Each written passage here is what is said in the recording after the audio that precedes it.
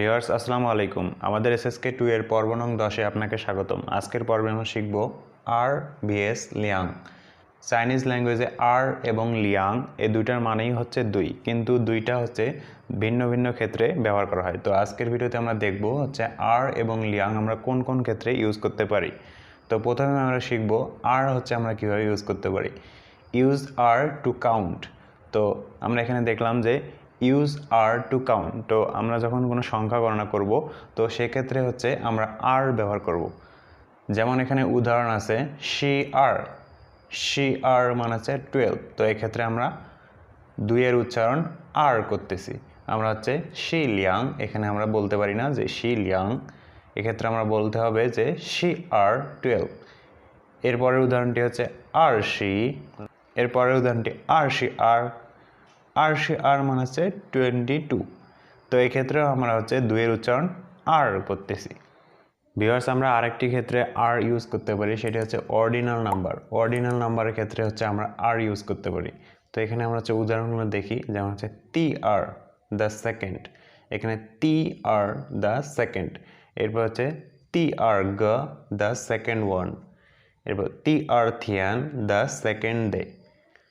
তো এরকম ক্ষেত্রে আমরা হচ্ছে আর ইউজ করতে পারি, যেমন হচ্ছে টি আর দ্য সেকেন্ড, টি আর গ দ্য সেকেন্ড ওয়ান, টি আর থিয়ান দ্য সেকেন্ড ডে। ভিউয়ার্স এখন আমরা দেখব কোন কোন ক্ষেত্রে লিয়াং ব্যবহার করা হয়। এখানে আপনারা দেখতে পাচ্ছেন যে use liang to express two of or both of. Liang আমরা ব্যবহার করব যখন কোনো সেন্টেন্সে মেজর ওয়ার্ড থাকবে, তখন আমরা লিয়াং ব্যবহার করব। যদি কোনো সেন্টেন্সে মেজর ওয়ার্ড থাকে তো সেক্ষেত্রে আমরা হচ্ছে আর ব্যবহার করতে পারবো না। তো ভিউয়ার্স চলুন আমরা হচ্ছে উদাহরণগুলো দেখি, যেমন হচ্ছে লিয়াং তিয়ান, এই ক্ষেত্রে আমরা হচ্ছে লিয়াং ব্যবহার করতেছি, লিয়াং তিয়ান 2 o'clock।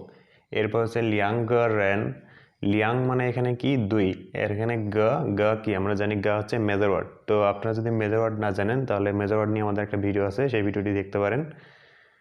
এরপর হচ্ছে রেন মানে হচ্ছে পার্সন অথবা পিপল, তাহলে হচ্ছে লিয়াং গ রেন মানে হচ্ছে 2 people। তো আমরা এখানে আর গ রেন বলতে পারি না, কারণ হচ্ছে লিয়াং এর পরে হচ্ছে গ আছে। তো আমরা হচ্ছে একটু আগে শুনলাম যে মেজর ওয়ার্ডের সাথে সবসময় লিয়াং ব্যবহার করা হয়।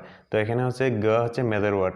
বিকজ পরের উদাহরণটি দেখি, লিয়াং পানশু।